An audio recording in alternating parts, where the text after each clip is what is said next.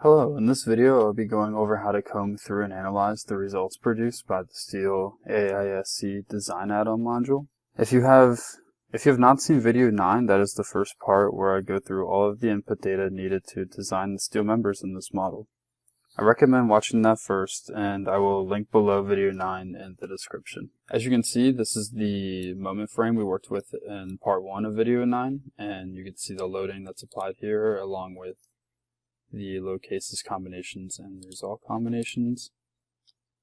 So we're going to go back into RF Steel AISC, and you can find that add-on module in the project navigator over here. So pretty much we're under our columns case, and all of our input data has been filled out for this case.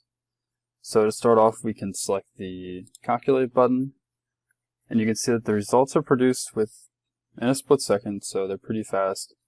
And this is because all of the internal forces and loading criteria is pulled from the main program RFEM. The equations from the AISC are applied to give us our unity check, and now the result tables are given to us as well. We can view design by load case, cross-section, member, and X location over here on the left side. And with all these tables and results, don't forget that you can go over here to this button and export to Microsoft Excel if you would like, so you can comb through and organize things further. So now going to design by member, I can show you that while scrolling through, you can see that when I select different code checks, the red arrow in the background in RFEM tells me the X location of the controlling internal forces of that member. Right now we're looking at member 1. And you can see that we have all of our code checks for each chapter, chapter F, G, E, and H. For each one of these, we can go to our LTB check under cross-section type. You can see that if the cross-section is non-slender or slender, or if it's compact or non-compact. Right now we're looking at chapter F, bending about the strong axis. And down here you can see that we have all of our variables that go into play for this check.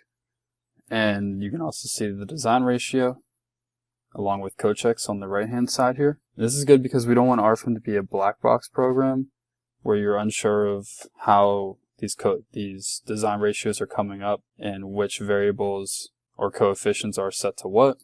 Now, if showing all this information is too overwhelming and you only want to see the governing code checks, that is okay because you can easily filter to the max design ratio in the bottom right over here.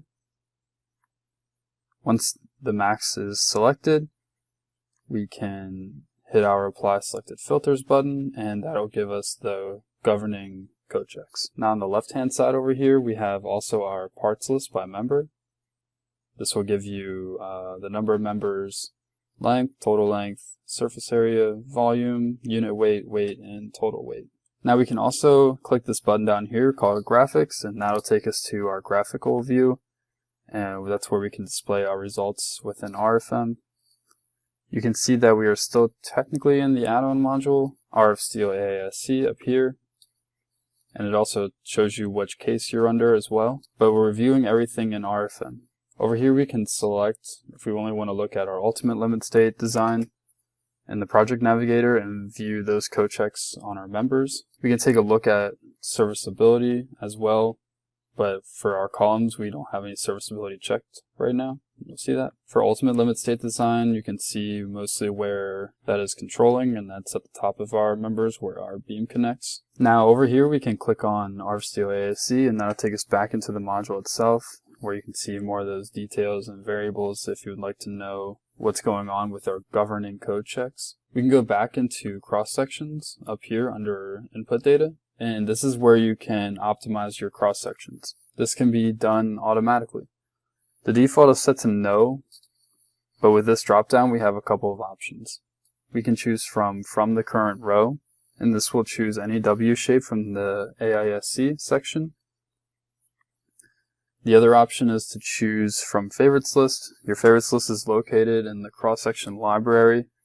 You can use this to only optimize from a customized group of sections.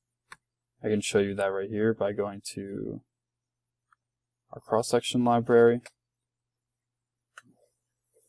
Down here is your favorites list. You can create a new one or you can edit the current one.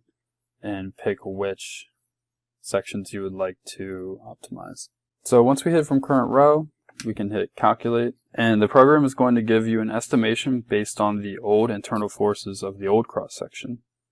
You'll then notice the cross-section is highlighted in blue, meaning the cross-section and the module is different than the one in RFEM. You can also see that statement down here in the message. So what you have to do now is right-click and export the cross-section into RFEM. Then you'll want to rerun the analysis so we can get the true internal forces based on the correct stiffness. Now we can also go to our beams case, and this is where we have serviceability data set. So we can hit calculate.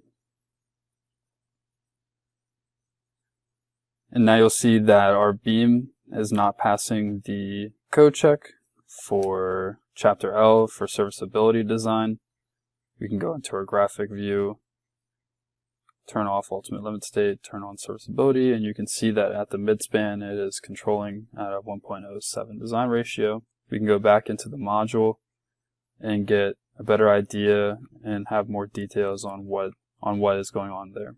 So that concludes all of what I wanted to show you for the results within the RF Steel AISC add-on module.